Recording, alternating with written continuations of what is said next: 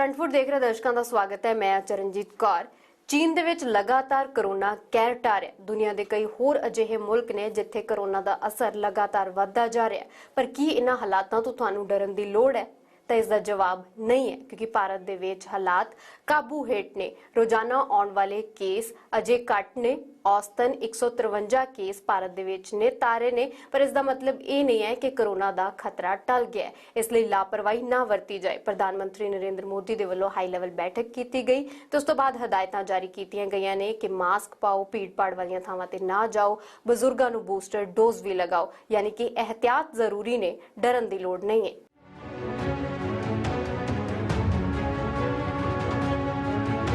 ਗੁਆਂਢੀਆਂ ਨੂੰ ਕੋਰੋਨਾ ਨੇ ਹਾਲੋ ਬੇਹਾਲ ਕੀਤਾ ਹੋਇਆ ਹੈ, ਇਸ ਲਈ ਭਾਰਤ ਨੂੰ ਫਿਕਰ ਹੋਣ ਲੱਗੀ ਹੈ। ਉਸੇ ਚਿੰਤਾ ਦਾ ਨਤੀਜਾ ਕਿ ਦੇਸ਼ ਦੇ ਪ੍ਰਧਾਨ ਮੰਤਰੀ ਨਰਿੰਦਰ ਮੋਦੀ ਨੇ ਸਮੀਖਿਆ ਬੈਠਕ ਕੀਤੀ। ਇਸ ਵਰਚੁਅਲ ਮੀਟਿੰਗ ਦੇ ਵਿੱਚ ਕੇਂਦਰੀ ਸਿਹਤ ਮੰਤਰੀ ਮਨਸੁਖ ਮਾਂਡਵੀਆ, ਗ੍ਰਹਿ ਮੰਤਰੀ ਅਮਿਤ ਸ਼ਾਹ ਸਣੇ ਕਈ ਅਧਿਕਾਰੀਆਂ ਨੇ ਹਿੱਸਾ ਲਿਆ। चीन ਦੇ ਵਿੱਚ ਕੋਰੋਨਾ ਦੇ ਮਾਮਲੇ ਓਮਿਕਰੋਨ ਦੇ ਸਬ ਵੇਰੀਐਂਟ BF.7 ਦੇ ਕਾਰਨ ਵਧੇ ਨੇ। ਭਾਰਤ ਦੇ ਵਿੱਚ ਇਸ ਦੇ ਮਾਮਲੇ ਸਾਹਮਣੇ ਆ ਚੁੱਕੇ ਨੇ। ਇਹਤਿਆਤਨ ਵੈਸੇ 20 ਦਸੰਬਰ ਨੂੰ ਹੀ ਭਾਰਤ ਸਰਕਾਰ ਨੇ ਸੂਬਿਆਂ ਨੂੰ ਸਿਹਤ ਐਡਵਾਈਜ਼ਰੀ ਜਾਰੀ ਕੀਤੀ ਸੀ। 5 ਸੂਤਰੀ ਏਜੰਡਾ ਉਲੀਕਿਆ ਗਿਆ। ਇਸ ਦੇ ਵਿੱਚ ਸਭ ਤੋਂ ਅਹਿਮ ਹੈ ਟੈਸਟ, ਟਰੈਕ, ਟ੍ਰੀਟ, ਵੈਕਸੀਨੇਸ਼ਨ ਤੇ ਫਿਰ ਨਿਯਮਾਂ ਦੀ ਪਾਲਣਾ। ਕੇਂਦਰੀ ਸਿਹਤ ਮੰਤਰੀ ਮਨਸੁਖ ਮਾਂਡਵੀਆ ਨੇ ਸੰਸਦ ਦੇ ਵਿੱਚ ਦੇਸ਼ ਨੂੰ ਭਰੋਸਾ ਦਿਵਾਇਆ ਕਿ ਹਾਲਾਤ ਠੀਕ ਨੇ। प्रत्येक दिन औसतन 153 कोविड के नए केस पूरे देश में दर्ज हो रहे हैं, जिसके सामने पूरी दुनिया में प्रतिदिन 5.87 लाख कोविड के नए केस दर्ज हो रहे हैं। Japan, South Korea, USA, France, Greece, Italy जैसे देशों में कोविड-19 के केसों में और कोविड से मृत्यु की संख्या में सतत वृद्धि देखी जा रही है। ਅਗਾਂਹ ਤਿਉਹਾਰਾਂ ਅਤੇ ਨਵੇਂ ਸਾਲ ਦੇ ਜਸ਼ਨ ਦਾ ਮੌਕਾ ਵੀ ਹੈ, ਇਸ ਲਈ ਇਹਤਿਆਤ ਬੇहद ਜ਼ਰੂਰੀ ਨੇ। ਇਸ ਲਈ ਸੰਸਦ ਤੋਂ ਮੰਤਰੀ ਨੇ ਦੇਸ਼ ਨੂੰ ਖਾਸ ਹਦਾਇਤ ਦਿੱਤੀ ਹੈ। कोविड-19 के बदलते वेरिएंट से सार्वजनिक स्वास्थ्य के सामने जो चुनौतियां पैदा हो रही है, उस पर सरकार सतत कदम उठा रही है। राज्यों को भी स्थानीय स्तर पर सामुदायिक निगरानी बढ़ाने के लिए और कोविड को नियंत्रित करने के लिए सलाह दी जा रही है। राज्यों को जीनोम सीक्वेंसिंग बढ़ाकर सभी पॉजिटिव केसों का जीनोम सीक्वेंसिंग करने की सलाह दी गई है, जिससे अगर देश में कोई नया वेरिएंट आता है तो समय से उनकी पहचान कर सार्वजनिक स्वास्थ्य के लिए कदम उठाया जा सके। आने वाले त्योहार और नए साल को ध्यान में रखते हुए राज्यों को सतर्क रहकर लोगों का मास्क पहनना, हैंड सैनिटाइज करना, रिस्पायरेटरी हाइजीन का ख्याल रखना और सामाजिक दूरी बनाए रखने की जागरूकता लानी चाहिए। ਕੋਰੋਨਾ ਦੇ ਵੇਰੀਐਂਟ ਓਮਿਕਰੋਨ ਦੇ ਸਬ ਵੇਰੀਐਂਟ BF.7 ਨੇ ਦੁਨੀਆ ਨੂੰ ਮੁਸ਼ਕਿਲ 'ਚ ਪਾਇਆ ਹੋਇਆ ਹੈ। ਤੁਸੀਂ ਵੀ ਜਾਣ ਲਓ ਕਿ ਆਖਿਰ BF.7 ਕਿਉਂ ਹੈ ਖਤਰਨਾਕ। ਪਹਿਲਾਂ ਤੁਹਾਨੂੰ ਦੱਸਦੇ ਹਾਂ ਕਿ BF.7 ਦੇ ਲੱਛਣ ਕੀ ਨੇ। ਜੇਕਰ ਕੋਈ ਇਸ ਵੇਰੀਐਂਟ ਦੇ ਨਾਲ ਪ੍ਰਭਾਵਿਤ ਹੁੰਦਾ ਹੈ ਤਾਂ ਉਸ ਨੂੰ ਬੁਖਾਰ, ਖੰਘ, ਗਲੇ 'ਚ ਖਰਾਸ਼, ਨੱਕ ਵਹਿਣਾ, ਥਕਾਵਟ, ਉਲਟੀ ਜਾਂ ਫਿਰ ਦਸਤ ਹੋ ਸਕਦੇ ਨੇ। BF.7 ਦੇ ਕਰਕੇ ਦੁਨੀਆ ਇਸ ਲਈ ਵੀ ਪਰੇਸ਼ਾਨ ਹੈ ਕਿਉਂਕਿ ਇਸ ਵੇਰੀਐਂਟ ਦੀ ਇਨਫੈਕਸ਼ਨ ਦਰ ਵੱਧ ਹੈ। BF.7 ਦੀ ਇਨਫੈਕਸ਼ਨ ਦਰ 7 ਤੋਂ 19 ਲੋਕਾਂ ਤੱਕ ਦੀ ਹੈ, ਜਦੋਂ ਕਿ ਡੈਲਟਾ ਦੀ 6 ਤੋਂ 7, ਓਮਿਕਰੋਨ ਦੀ 5 ਤੋਂ 6 ਤੇ ਅਲਫਾ ਦੀ 4 ਤੋਂ 5 ਹੈ। ਯਾਨੀ ਕਿ ਇਹ ਸਟਰੋਂਗ ਵੇਰੀਐਂਟ ਹੈ। ਭਾਰਤ ਦੇ ਵਿੱਚ ਸਾਵਧਾਨੀ ਵਜੋਂ 에ਅਰਪੋਰਟ ਤੇ ਕੌਮਾਂਤਰੀ ਯਾਤਰੀਆਂ ਦੀ ਰੈਂਡਮ ਸੈਂਪਲਿੰਗ ਸ਼ੁਰੂ ਕਰ ਦਿੱਤੀ ਗਈ ਹੈ। ਖਾਸ ਨਜ਼ਰ ਚੀਨ ਤੋਂ ਆਉਣ ਵਾਲੇ ਯਾਤਰੀਆਂ ਤੇ ਰੱਖੀ ਜਾ ਰਹੀ ਹੈ। ਪੰਜਾਬ ਤੋਂ ਰਾਜ ਸਭਾ ਮੈਂਬਰ ਰਾਘਵ ਚੱਡਾ ਨੇ ਵੀ ਮੰਗ ਕੀਤੀ ਸੀ ਕਿ ਚੀਨ ਤੋਂ ਆਉਣ ਵਾਲੀਆਂ ਫਲਾਈਟਸ ਤੇ ਰੋਕ ਲਾਈ ਜਾਏ। ਉਹਨਾਂ ਨੇ ਕਈ ਰਿਪੋਰਟਾਂ ਦਾ ਹਵਾਲਾ ਦਿੰਦੇ ਹੋਏ ਕਿਹਾ ਹੈ ਕਿ ਚੀਨ ਦੇ ਵਿੱਚ ਹਾਲਾਤ ਡਰਾਵਣੇ ਨੇ। चाइना से जो वीडियोस और जो न्यूज रिपोर्ट सामने आ रही हैं वो ये दिखा रहा है कि वैक्सीनेशन होने के बाद भी, वैक्सीनेशन का आपका स्टेटस जो भी हो उसके बाद भी ये वायरस लगातार हमला कर रहा है। और जो तस्वीरें आ रही हैं वो दिखा रहा है कि चाइना का हेल्थ सिस्टम पूरी तरीके से ओवरवेल्म हो गया है। तो हमारी प्रिपेयर्डनेस क्या है उस बारे में बताएं। और आखिरी मेरा एक पॉइंट ये रहेगा सर कि अंग्रेजी में कहावत है precaution is better than cure. अगर हम चाइना से आने वाली फ्लाइट्स को बैन कर दें, उस पर रोक लगा दें, तो कम से कम जो सबसे ज्यादा इफेक्टेड कंट्री है वहां से आवाजाही बंद हो जाएगी, तो बहुत चीजें प्रिवेंट हो सकती हैं। ਤਾਂ ਉਧਰ ਦਿੱਲੀ ਦੇ ਮੁੱਖ ਮੰਤਰੀ ਅਰਵਿੰਦ ਕੇਜਰੀਵਾਲ ਨੇ ਵੀ ਦਾਅਵਾ ਕਰ ਦਿੱਤਾ ਹੈ ਕਿ ਹਾਲਾਤ ਕਾਬੂ ਹੇਠ ਨੇ ਤੇ ਸਥਿਤੀ ਨੂੰ ਨਜਿੱਠਣ ਦੇ ਲਈ ਸਰਕਾਰ ਤਿਆਰ ਹੈ। कि दिल्ली में BF.7 का एक भी केस नहीं मिला है, सो अभी फिलहाल घबराने की ज़रूरत नहीं है। ना केवल टेस्टिंग में मिला है, टेस्टिंग तो हम कर ही रहे हैं, जो भी कोरोना के केसेस आ रहे हैं उनकी जीनोम टेस्टिंग हो रही है। दिल्ली में अभी जो भी थोड़े बहुत केसेस आ रहे हैं वो XBB वेरिएंट के हैं, या तो XBB वेरिएंट है या उसके सब लीनिएज है XBB। ये 92% केसेस जो दिल्ली में मिल रहे हैं वो XBB वेरिएंट के हैं। सो अभी तक फिलहाल कोई भी घबराने की ज़रूरत नहीं है। दिल्ली के लोगों को मैं आश्वासन देना चाहता हूं कि फिलहाल कोई भी घबराने की ज़रूरत नहीं है, और बाई चांस भगवान ना करे कि दोबारा कोरोना फैले, लेकिन बाई चांस अगर फैलता है तो हम अपनी तरफ से पूरी तैयारी के साथ हैं। आपकी सरकार पूरी तैयारी किए हुए है। ਨਸੀਹਤ ਦੇ ਤੌਰ ਤੇ ਸਿਹਤ ਮੰਤਰੀ ਨੇ ਇੱਕ ਚਿੱਠੀ ਰਾਹੁਲ ਗਾਂਧੀ ਨੂੰ ਵੀ ਲਿਖੀ ਸੀ, ਜਿਸ ਤੇ ਵਿਵਾਦ ਹੋ ਗਿਆ ਸੀ ਕਿਉਂਕਿ ਭਾਰਤ ਜੋੜੋ ਯਾਤਰਾ ਦੇ ਵਿੱਚ ਪ੍ਰੋਟੋਕਾਲ ਨੂੰ ਅਪਣਾਉਣ ਜਾਂ ਫਿਰ ਯਾਤਰਾ ਨੂੰ ਮੁਲਤਵੀ ਕਰਨ ਦੀ ਮੰਗ ਕੀਤੀ ਗਈ ਸੀ। ਇਸ ਬਾਬਤ ਹੁਣ ਪਲਟਵਾਰ ਰਾਹੁਲ गांधी ने भी किया है। मुझे बताया गया है कि उस यात्रा में भाग लिए हुए कई लोगों को कोविड पॉजिटिव पाया गया है, तो उसके लिए प्रिकॉशन लिया जाए, तो कोविड प्रोटोकॉल का पालन किया जाए। मुझे कोर्ट करके कोविड के संदर्भ में मुझे क्वेश्चंस कर रहे हैं,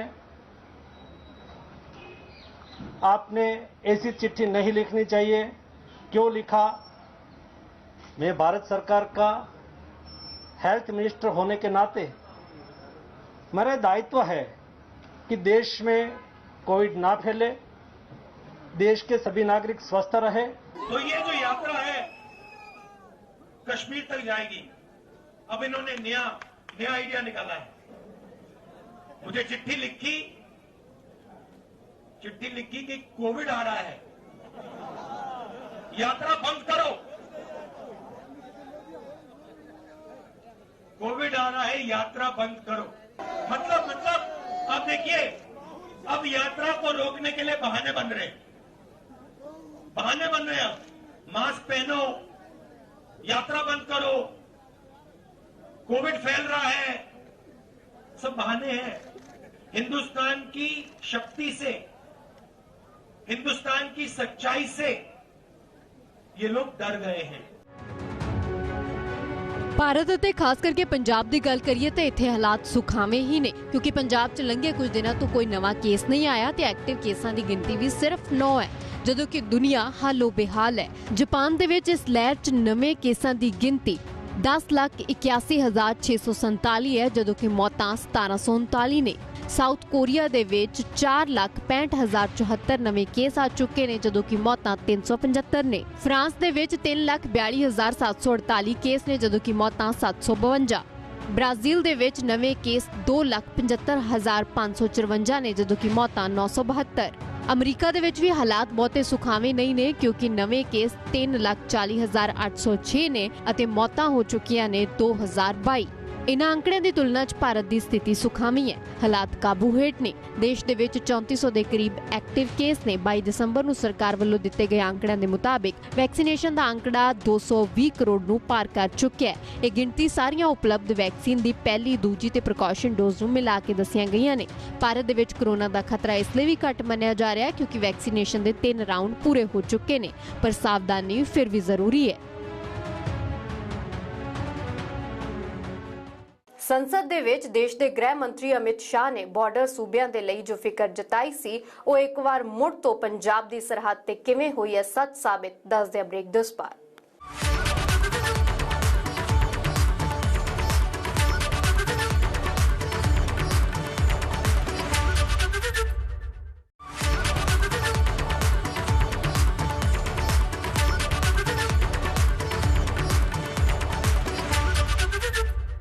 ਪੰਜਾਬ ਦੇ ਵਿੱਚ ਭਾਰਤ ਪਾਕਿਸਤਾਨੀ ਸਰਹੱਦ ਤੇ ਇੱਕ ਵਾਰ ਮੁੜ ਤੋਂ ਡਰੋਨ ਨਜ਼ਰ ਆਇਆ। BSF ਨੇ ਇਨ੍ਹਾਂ ਨਾਪਾਕ ਇਰਾਦਿਆਂ ਨੂੰ ਖਾਕ ਕਰ ਦਿੱਤਾ ਹੈ।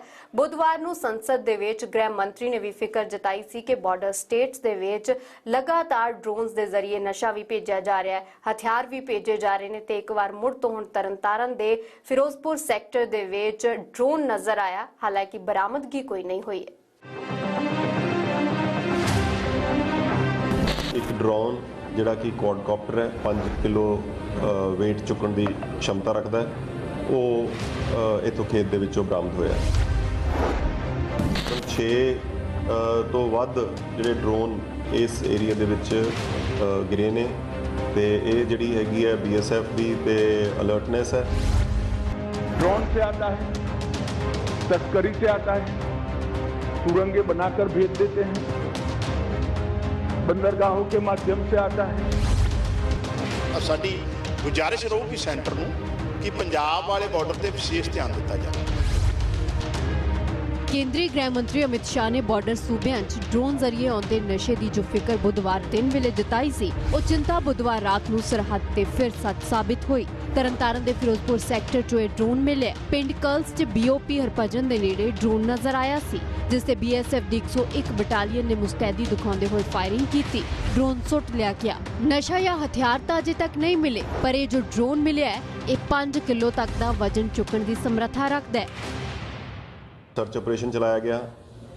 अज सवेर during this joint search operation एक ड्रोन जिहड़ा कि क्वाडकॉप्टर है, जिहदी तकरीबन 3.5 तो लैके 5 किलो वेट चुकण की क्षमता रखता है, वो इत्थों खेत दे विचों बरामद होया। तकरीबन 6 तो वध जिहड़े ड्रोन इस एरिया दे विच गिरे ने ते ये जिहड़ी हैगी है BSF दी ते अलर्टनेस है, ਜਿਹਦੇ ਕਰਕੇ ਹੀ ਅਸੀਂ ਇਹ ਜਿਹੜੀ ਹੈਗੀ ਹੈ ਡਰੋਨ ਆਉਣ ਜਾਣ ਦਾ ਸਿਲਸਿਲਾ ਜਿਹੜਾ ਹੈ ਨਾਕਾਮ ਕਰ ਰਹੇ ਹਾਂ। ਲੰਘੇ 1 ਮਹੀਨੇ 'ਚ 6 ਦਫਾ ਇਸੇ ਇਲਾਕੇ 'ਚ ਡਰੋਨ ਨਜ਼ਰ ਆਇਆ। ਨਾ ਸਿਰਫ ਇਸ ਇਲਾਕੇ 'ਚ ਬਲਕਿ ਫਿਰੋਜ਼ਪੁਰ, ਫਾਜ਼ਿਲਕਾ, ਅੰਮ੍ਰਿਤਸਰ, ਤਰਨਤਾਰਨ ਇਹ ਉਹ ਏਰੀਏ ਨੇ ਜਿੱਥੇ ਕੁਝ ਦਿਨਾਂ ਬਾਅਦ ਡਰੋਨ ਨਜ਼ਰ ਆਉਂਦਾ ਹੀ ਆਉਂਦਾ ਹੈ। 20 ਦਸੰਬਰ ਨੂੰ ਤਰਨਤਾਰਨ 'ਚ ਡਰੋਨ ਨਜ਼ਰ ਆਇਆ ਸੀ ਤਾਂ 15 ਦਸੰਬਰ ਨੂੰ ਫਾਜ਼ਿਲਕਾ 'ਚ ਹੈਰੋਇਨ ਸੁੱਟ ਕੇ ਗਿਆ ਸੀ। 3 ਦਸੰਬਰ ਨੂੰ ਵੀ ਫਾਜ਼ਿਲਕਾ ਦੇ ਵਿੱਚ ਡਰੋਨ ਦੇ ਜ਼ਰੀਏ ਨਸ਼ਾ ਆਇਆ ਸੀ। 2 ਦਸੰਬਰ ਨੂੰ ਖੇਮਕਰਨ ਤਾਂ 1 ਦਸੰਬਰ ਨੂੰ ਤਰਨਤਾਰਨ ਦੇ ਵਿੱਚ ਡਰੋਨ ਦਿਸਿਆ ਸੀ। ਇਸੇ ਤਰ੍ਹਾਂ ਦੇ ਨਾਲ ਭਾਰਤ ਦਾ ਗੁਆਂਢੀ ਮੁਲਕ ਪਾਕਿਸਤਾਨ ਕਦੇ ਤਾਰੋਂ ਪਾਰ ਹਥਿਆਰ ਸੁੱਟਦਾ ਹੈ ਤੇ ਕਦੇ ਨਸ਼ਾ, ਕਦੇ ਪਾਈਪ ਦੇ ਜ਼ਰੀਏ ਹੈਰੋਇਨ ਆਉਂਦੀ ਹੈ। ਇਸੇ ਲਈ ਤਾਂ ਬੁੱਧਵਾਰ ਨੂੰ ਗ੍ਰਹਿ ਮੰਤਰੀ ਨੇ ਸਦਨ ਤੋਂ ਦੇਸ਼ ਨੂੰ ਦੱਸਿਆ ਸੀ ਕਿ ਕਿੱਥੇ-ਕਿੱਥੇ ਖਤਰਾ ਹੈ ਅਤੇ ਕੀ ਕੋਸ਼ਿਸ਼ਾਂ ਸਰਕਾਰ ਕਰ ਰਹੀ ਹੈ। बॉर्डर से ट्रेड का सवाल है। पाकिस्तान के साथ अभी कोई ट्रेड हमारा बॉर्डर से नहीं होता है, इससे ड्रग आने का सवाल नहीं है, परंतु इससे हमारी दिक्कतें समाप्त नहीं होती। ड्रोन से आता है, तस्करी से आता है, सुरंगें बनाकर भेज देते हैं, बंदरगाहों के माध्यम से आता है, एयरपोर्ट से माध्यम से आता है। तो व्यापार बंद करने से इस समस्या का समाधान नहीं आया है। समस्या को जहां जहां पर वो लोग अपना नया तरीका ढूंढते हैं, उसको हमें नसीहत करना पड़ेगा, समाप्त करना पड़ेगा। ਵੈਸੇ ਗ੍ਰਹਿ ਮੰਤਰੀ ਨੇ ਭਾਸ਼ਣ 'ਚ ਪੰਜਾਬ 'ਚੋਂ ਘੱਟ ਫੜੇ ਜਾਂਦੇ ਨਸ਼ੇ ਦਾ ਜ਼ਿਕਰ ਕੀਤਾ ਸੀ। BSF ਦੇ ਵੱਧ ਅਧਿਕਾਰਾਂ ਨੂੰ ਸਹੀ ਕਰਾਰ ਦਿੱਤਾ ਸੀ ਤੇ ਇਧਰ ਪੰਜਾਬ ਦੀ ਆਮ ਆਦਮੀ ਪਾਰਟੀ ਦੀ ਸਰਕਾਰ ਵੀ ਹੁਣ ਮੰਗ ਕਰ ਰਹੀ ਹੈ ਕਿ ਬਾਰਡਰ ਵਾਲੀਆਂ ਚੁਣੌਤੀਆਂ ਨਾਲ ਨਜਿੱਠਣ ਲਈ ਕੇਂਦਰ ਵੱਧ ਤਵੱਜੋ ਦੇਵੇ। ਸਰਹੱਦੀ ਸੂਬਾ ਹੋਣ ਕਰਕੇ ਪੰਜਾਬ ਦੀ ਇਹ ਸਮੱਸਿਆ, ਔਰ ਪਿਛਲੇ ਦਿਨਾਂ 'ਚ ਮੁੱਖ ਮੰਤਰੀ ਜੀ ਨੇ ਦੇਸ਼ ਦੇ ਹੋਮ ਮਿਨਿਸਟਰ ਸਾਹਿਬ ਨਾਲ ਵੀ ਇਹ ਇਸ਼ੂ ਟੇਕਅਪ ਕੀਤਾ ਸੀ ਔਰ ਉਹਨਾਂ ਨੇ ਜਿੱਥੇ ਪੰਜਾਬ ਪੁਲਿਸ ਨੂੰ ਮਾਡਰਨਾਈਜ਼ ਕਰਨ ਵਾਸਤੇ ਮਦਦ ਦੀ ਮੰਗ ਕੀਤੀ ਸੀ, ਉਹਦੇ ਨਾਲ BSF ਦਾ ਜਿਹੜਾ ਤਰੀਕਾ ਹੈ ਵਿਜੀਲੈਂਟ ਕਰਨ ਦਾ ਬਾਰਡਰ ਤੇ, ਉਹਨੂੰ ਹੋਰ ਦਰੁਸਤ ਕਰਨ ਦੀ ਲੋੜ ਹੈ ਔਰ ਭਾਰਤ ਸਰਕਾਰ ਨਾਲ ਮਿਲ ਕੇ ਪੰਜਾਬ ਸਰਕਾਰ ਆਉਣ ਵਾਲੇ ਟਾਈਮ 'ਚ ਤੇ ਹੋਰ ਕਦਮ ਚੁੱਕੂਗੀ ਔਰ ਸਾਡੀ ਗੁਜਾਰਿਸ਼ ਰਹੂਗੀ ਸੈਂਟਰ ਨੂੰ ਕਿ ਪੰਜਾਬ ਵਾਲੇ ਬਾਰਡਰ ਤੇ ਵਿਸ਼ੇਸ਼ ਧਿਆਨ ਦਿੱਤਾ ਜਾਵੇ। ਮੋਦੀ ਤੇ ਮਾਨ ਸਰਕਾਰ ਦੋਵੇਂ ਹੀ ਨਸ਼ੇ ਦੇ ਖਾਤਮੇ ਲਈ ਵਚਨਬੱਧਤਾ ਨੂੰ ਦੁਹਰਾਉਂਦੇ ਨੇ, ਪਰ ਵਿਰੋਧੀ ਦੋਵੇਂ ਪਾਰਟੀਆਂ ਦੀ ਕਹਿਣੀ ਅਤੇ ਕਥਨੀ ਤੇ ਸਵਾਲ ਖੜੇ ਕਰ ਰਹੇ ਨੇ। ਪਿਛਲੇ 3 ਸਾਲ 2 ਸਾਲ 3 ਸਾਲ ਤੋਂ ਇੰਨਾ ਖੁੱਲਾ ਨਸ਼ਾ ਆ ਰਿਹਾ। ਪਹਿਲਾਂ ਖੇਪਾਂ ਆਉਂਦੀਆਂ ਸੀ, ਹੁਣ ਪਿਛਲੇ 2 ਸਾਲ 1.5 ਸਾਲ ਤੋਂ ਡਰੋਨ ਚੱਲ ਰਹੇ ਨੇ। ਸਾਡੇ ਵੇਲੇ ਸਾਨੂੰ ਸਾਰਾ ਹਿੰਦੁਸਤਾਨ ਭੰਡਣ ਲੱਗਿਆ ਹੋਇਆ ਸੀਗਾ ਤੇ ਪੰਜਾਬ ਨੂੰ ਨਸ਼ੇੜੀ ਬਣਾਤਾ ਸੀ ਰਾਹੁਲ ਗਾਂਧੀ ਨੇ, ਤੇ ਕੇਜਰੀਵਾਲ ਸਾਹਿਬ ਵੀ ਕਹਿੰਦੇ ਸੀ ਕਿ ਮੈਂ 4 ਦਿਨਾਂ 'ਚ ਖਤਮ ਕਰ ਦੂੰ ਨਸ਼ਾ। 10 ਮਹੀਨਿਆਂ 'ਚ ਇਹਨਾਂ ਨੇ 10 ਗੁਣਾ ਵਧਾ ਦਿੱਤਾ। ਹਾਲ ਤਾਂ ਇਹ ਆ ਜਿਵੇਂ ਕੱਲ ਬੀਬਾ ਹਰਸਿਮਰਤ ਨੇ ਪਾਰਲੀਮੈਂਟ 'ਚ ਕਿਹਾ ਕਿ 32,000 ਕੇਸ ਇਹਨਾਂ ਨੇ NDPS ਦਾ ਰਜਿਸਟਰ ਕੀਤਾ ਤੇ ਚਲਾਨ ਸਿਰਫ 3 ਪੇਸ਼ ਕੀਤੇ। ਕੀ ਉਹਦੇ 'ਚ follow up? They are least interested in eradicating the drug ਮਿਨਾਂਸ, ਕਿਉਂਕਿ ਇਹਦੇ ਵਿੱਚ ਬਹੁਤ ਵੱਡੇ ਲੋਕ ਇਨਵੋਲਵ ਨੇ। ਪੈਸਾ ਇਹਦਾ ਇਲੈਕਸ਼ਨਾਂ 'ਚ ਯੂਜ਼ ਕਰਦੀਆਂ ਨੇ ਵੱਡੀਆਂ ਪਾਰਟੀਆਂ, ਇਸ ਕਰਕੇ ਸਾਰੀਏ ਜਿਹੜੇ ਇਹ ਕ੍ਰੋਕੋਡਾਈਲ ਟੀਅਰਸ ਨੇ, they are not really interested ਕਿ ਇਹ ਖਤਮ ਹੋ। बेशक BSF ਅਤੇ ਪੰਜਾਬ ਪੁਲਿਸ ਲਗਾਤਾਰ ਨਾਪਾਕ ਗੁਆਂਢੀਆਂ ਦੇ ਇਰਾਦੇ ਖਾਕ ਕਰ ਰਹੀ ਹੈ, ਪਰ ਆਏ ਦਿਨ ਸਰਹੱਦ ਤੋਂ ਆਉਂਦੀਆਂ ਤਸਵੀਰਾਂ ਨਾ ਸਿਰਫ ਪੰਜਾਬ ਬਲਕਿ ਕੇਂਦਰ ਸਰਕਾਰ ਲਈ ਵੀ ਚੁਣੌਤੀ ਨੇ। ਕਦੇ ਡਰੋਨਸ ਅਤੇ ਕਦੇ ਬੰਦਰਗਾਹਾਂ ਤੋਂ ਨਸ਼ਾ ਆਉਂਦਾ ਹੈ, ਬੇਸ਼ੱਕ ਫੜਿਆ ਵੀ ਜਾਂਦਾ ਹੈ, ਪਰ ਸਰਹੱਦ ਤੋਂ ਇਸ ਤਰ੍ਹਾਂ ਦੇ ਨਾਲ ਹੁੰਦੀ ਨਸ਼ਾ ਸਮਗਲਿੰਗ ਨੂੰ ਰੋਕਣ ਦੇ ਲਈ ਕਿਸੇ ਠੋਸ ਹੱਲ ਦੀ ਲੋੜ ਹੈ।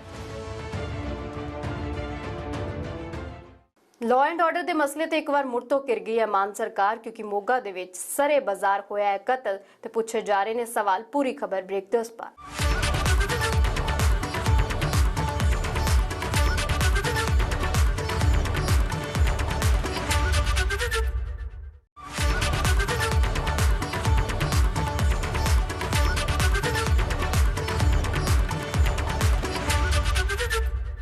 ਮੋਗਾ ਜ਼ਿਲ੍ਹੇ ਦੇ ਵਿੱਚ 2 ਕਤਲ ਹੋਏ ਨੇ, ਇੱਕ ਧਰਮਕੋਟ ਕਸਬੇ ਦੇ ਵਿੱਚ ਤੇ ਦੂਸਰਾ ਬਾਗਾ ਪੁਰਾਣਾ ਕਸਬੇ ਦੇ ਵਿੱਚ।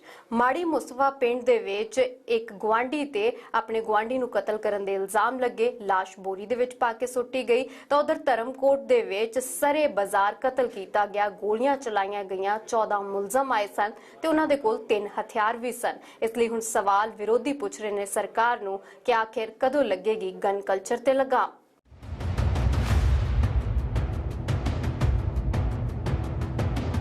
ਉਹਨਾਂ ਨੇ ਪੁੱਛਿਆ ਵੀ ਹੈਪੀ ਕੌਣ, ਮੈਂ ਕਿਹਾ ਕਰ ਰਿਹਾ ਵਾ। ਉਹਨਾਂ ਨੇ ਆਉਂਦਾ ਸਾਰੀ ਫਾਇਰਿੰਗ ਕੀਤੀ। ਉਹਨਾਂ ਨੇ ਚਲਾਈਆਂ 6 ਗੋਲੀਆਂ। ਉਹ ਸੀਗੇ 14 ਜਣੇ ਤੇ 3 ਪੈਸਟਲ ਸੀ ਉਹਨਾਂ ਕੋਲ।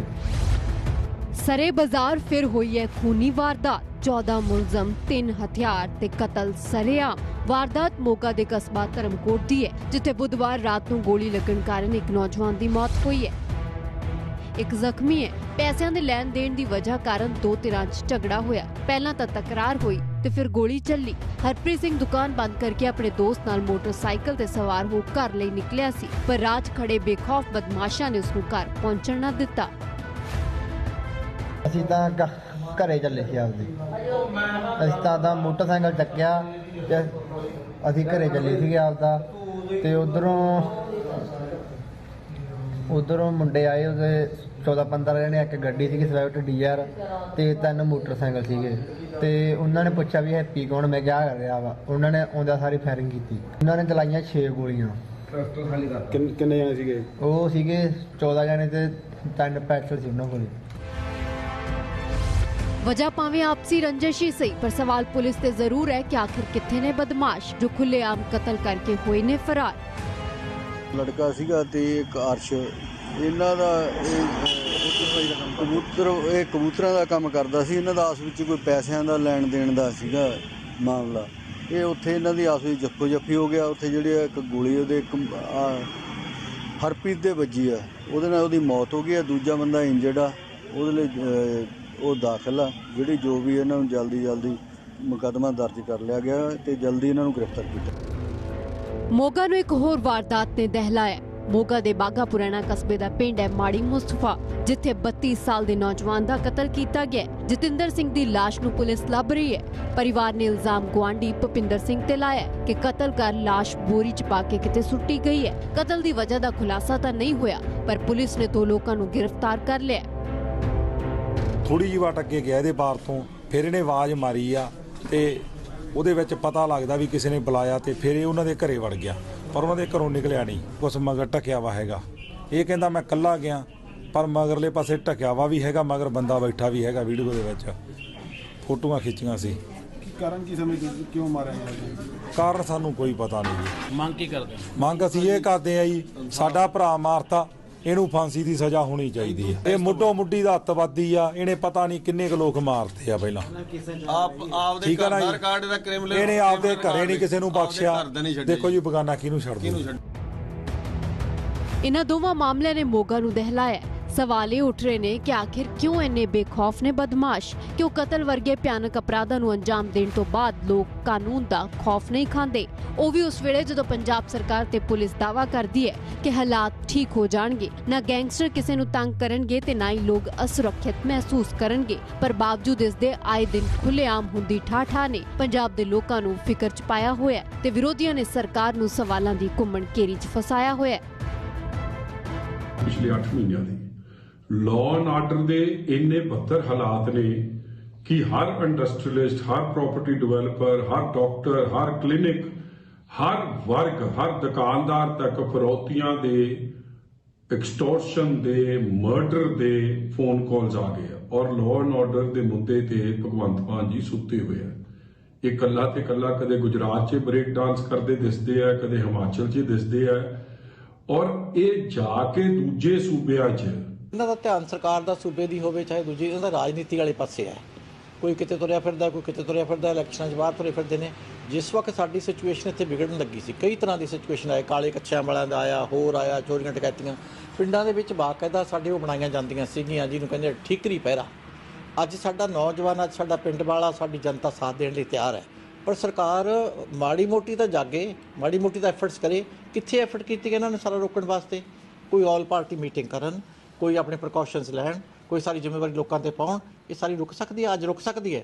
पर ऐ लगता भी जिवें ये जानबुझ के रोकना चाहते ही नहीं है सरकार वाले। जिस तरीके नाल आम परिवारां दीयां रंजिशां जां झगड़े हुंदे आ, इहो जिहियां घटनावां भी होणीआं मंदभागीआं, इहदे च कोई दो राय नहीं, लेकिन कानून अपना काम कर रहा और लॉ एंड ऑर्डर नूं लैके ऑलरेडी ही मानयोग DGP साहब भी बहुत तनदेही नाल काम कर रहे आ और असीं इस तरीके नाल कानून नूं अपने हत्थ 'च नहीं लैण दित्ता जाऊगा। लॉ एंड ऑर्डर पंजाब तो इस टाइम देश च दूजे नंबर पर आया, मैनूं लगदा बाकी सूबे नालों काफ़ी बेहतर स्थिति च है। देखो विरोधियों की दिक्कत यह आ भी करप्शन नूं लैके, मिस गवर्नेंस नूं लैके, घोटालियां नूं लैके, माफिया नूं लैके कोई सरकार के खिलाफ गल है नहीं और ਜਿਹੜੀਆਂ भी कोई ਇਹੋ ਜਿਹੀਆਂ ਮੰਦਭਾਗੀਆਂ ਘਟਨਾਵਾਂ ਹੁੰਦੀਆਂ ਉਹਨਾਂ ਨੂੰ ਲੈ ਕੇ ਕਿਤੇ ਨਾ ਕਿਤੇ ਸਰਕਾਰ ਤੇ ਪ੍ਰੈਸ਼ਰ ਬਣਾਉਣ ਦੀ ਜਾਂ ਆਪਣੀ ਐਗਜ਼ਿਸਟੈਂਸ ਦੀ ਜਿਹੜੀ ਗੱਲ ਕਰੋ ਉਹ ਕੋਸ਼ਿਸ਼ ਕਰਦੇ। ਹਾਲਾਂਕਿ लॉ एंड ऑर्डर नूं लैके जिन्ना भी पंजाब च गंद पिया पिछले सालों च वो ये बिल्कुल एक ऑर्गेनाइज तरीके नाल इन्हां लोकां दी पुस्त पनाई नाल वधिया है। पंजाब पुलिस ने मुहिम छेड़ी हुई है गन कल्चर के खिलाफ। पहला तो हथियारों की नुमाइश करने वालियां ते धड़ाधड़ पर्चे होए, फिर नेम लागू करन च अनगैलियां भी, पर तमाम सख्तियां दे दावियां दे बावजूद पंजाब च सरेआम गोलीबारी दे किए सारे ने लोकां दी जान जारी है, जो सवाल चुकन लई काफी है कि कदों पंजाब दे विच शांति होएगी। राज सभा सांसद राघव चड्ढा ने संसद दे विच श्री आनंदपुर साहब नूं हैरीटेज सिटी बनाउण दी कीती है मंग, की मिलिया जवाब? दसदे ब्रेक दस पार।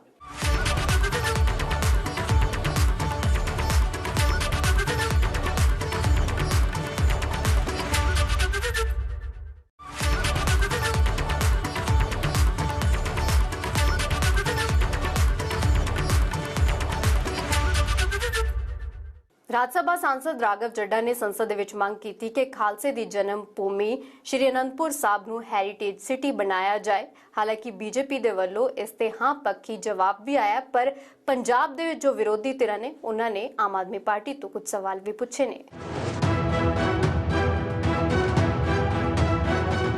आनंदपुर साहब को हेरिटेज सिटी का दर्जा देकर और वहां स्पेशल फंड्स देकर विश्व प्रसिद्ध हेरिटेज सिटी बनाने के लिए अगर कोई कदम माननीय वित्त मंत्री जी उठा रहे हैं, प्रपोजल है तो जरूर करेंगे। अब जो अभी प्रस्तावित किया है वो ऑलरेडी हो चुकी है।